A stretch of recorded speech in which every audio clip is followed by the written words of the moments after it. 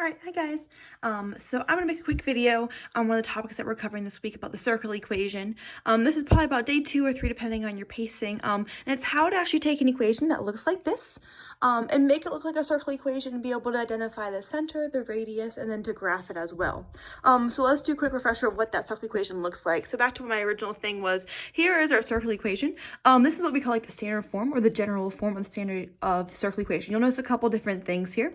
It says x minus I color coordinate h, and then that quantity is squared, plus, which will always be a plus, and then y minus k, that is also squared, equals your r squared. This r means our radius. So when we're looking at this, we can pull out all of our information from the equation about our circle. So for our center, right, that's the very core of that circle there, you get the x value from that h because it's in the equation with the x, okay? And then you get your k value from your y right there. So you pull this out. Notice how this is a negative h and this is a negative k, but when we pull it out, all right, we get it as a positive. For our radius, we take this r squared and we're going to find our radius. So we need to go from r squared to r, so we need to get rid of that little squared. The reason or how we do that is we take the square root of things. So if this was equals to 9, we take the square root of 9, which we know is 3. So let's do a quick example of a circle equation before we kind of dive in today. So here is our equation, or our problem.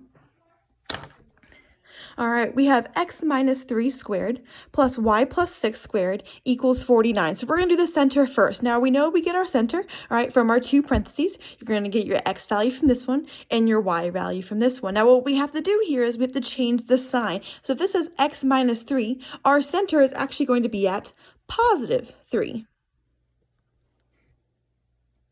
All right, for the next one, it says y plus 6. All right, we're going to get our y value from here. Since it says it's plus 6, we know it is actually going to be negative 6. All right, and the last part here is our radius. Now, this is 49. That 49, if you remember from our original problem here, is actually r squared. So I'm going to write that out. I know that r squared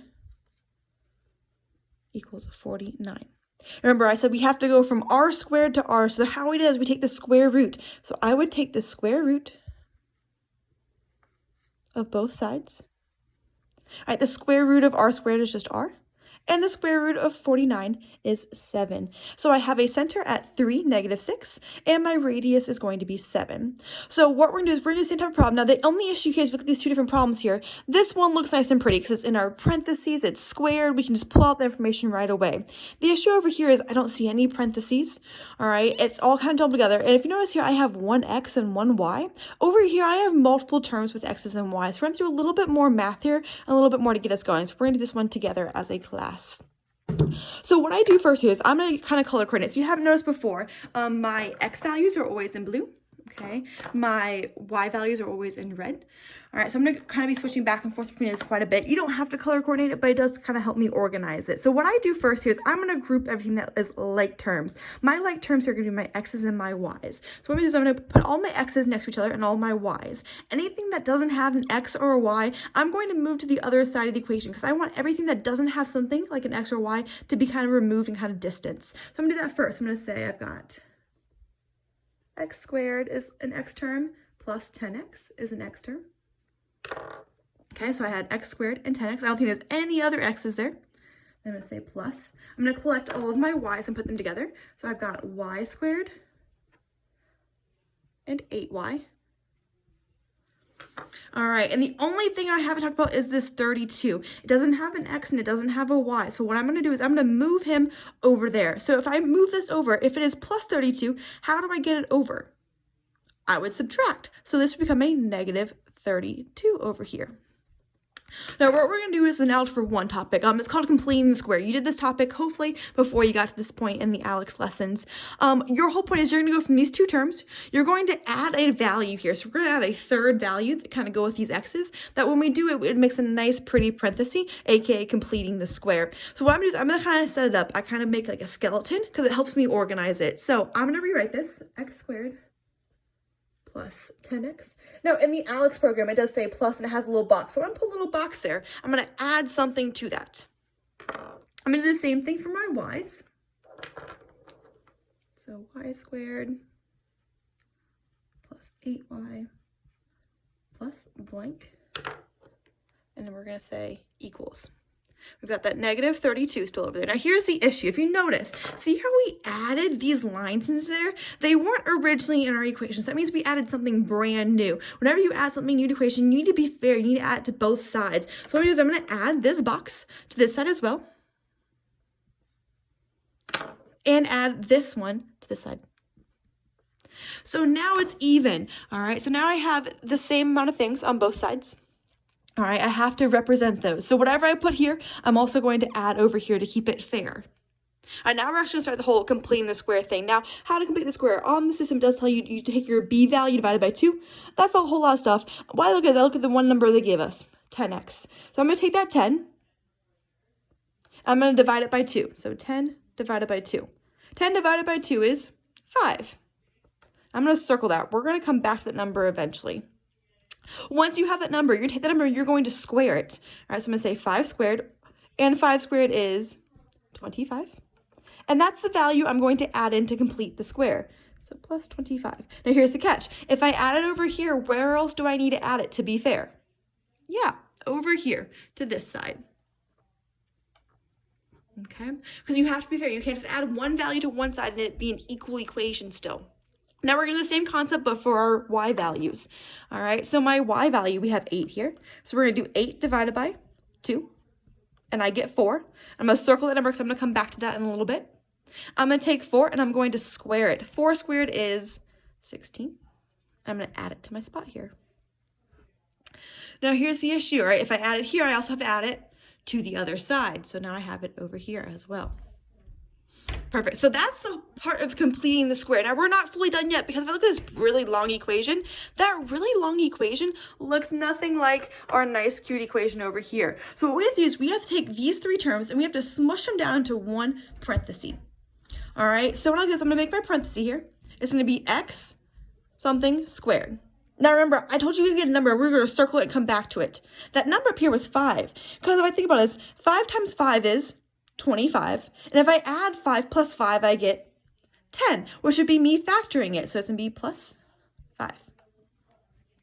Okay? So if I factor out x plus 5 times x plus 5, all right, that would give me this exact same results. And the great thing is why we do this, because now if you look at this, this looks just like our circle equation, all right? It has an x value, all right? It has a number and it's squared. We're going to do the same thing over here with our y's. I'm going to make my parenthesis, y, leave a little blank space, squared. All right, now over here we had the 8. Remember we did 8 divided by 2 and we got 4 as our number. And here's to double check it. 4 times 4 is 16. And 4 plus 4 is 8. So we did it totally right. We're good to go. Now we're not done yet. We have to keep going because it's almost there. The issue is we don't want all 3 of these numbers. We're going to combine them. So you can get your calculators out. All right, we're going to do negative 32. All right, plus 25 plus 16. Okay, so if you do negative 32 plus 25 plus 16. If you don't have a calculator, guys, the Alex one is a really, really great one. So I do recommend it. And I get 9. All right, so I say it equals 9. All right, so now the great thing is that looks like our circle equation. Now, in Alex, they do want you to go one step further. They want you to identify that center, and they want you to find that radius. So the center, okay, we get the x value here. All right, so that would be a negative 5 because it was positive. We'll get the y value here, so it's y plus 4, so it'd actually be negative 4. Okay, so my center is at negative 5, negative 4. The tricky part is that radius. All right, now is 9 our radius? No. If you remember our original equation, that number actually equals r squared. So technically, all right, r squared equals 9. How do you find your radius? You take the square root of both sides. And I get that r is actually 3. So my radius is 3. All right, so that's kind of a lengthy process. I'm going to kind of flip this around so you actually can take a screenshot of it if you need to have as an extra note there for you. Now we're going to do one more problem together just so you can kind of see another example worked out and kind of really hammer it home here. So let me get that adjusted. All right, same type of idea here. We have our long equation. Our goal is to complete the square and get it to look like our lovely circle equation. All right, first step, if you remember, my first step was to organize it. So we're going to group all of my x's and all of my y's. And then again, anything that doesn't have an x or y, you're going to send it to the other side. So starting with my x's, I've got x squared. I've got minus 8x this time. That won't change anything we're doing. plus. All right, my y's, I have y squared minus 6y equals. Now, the only thing that doesn't have an x or y is this positive 21. So we are going to move him over here. When we move him over here, we get a negative 21. Perfect. Now we're going to get a part where, again, this step isn't really necessary, but it's kind of what I do. All right, we're going to create our kind of blank spaces so we know what we actually have to add and subtract here. So I'm going to make my blank spaces after each of my terms here. X squared minus 8x plus my blank spot so we can actually complete the square.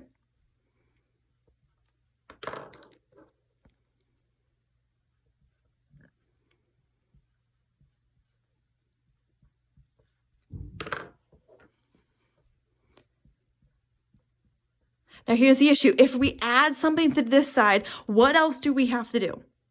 And hopefully in your head you're thinking, well, if I add something to this side, I have to add it to this side. So we're going to add that blue space there, and we're going to add the red space as well. All right, so now we've got it nice and laid out. Now what we're going to do here is we're actually going to go through and complete the square. So remember, we take the number that we have. If you look at our x's, the only number we have is negative 8. Now, should the negative really worry us?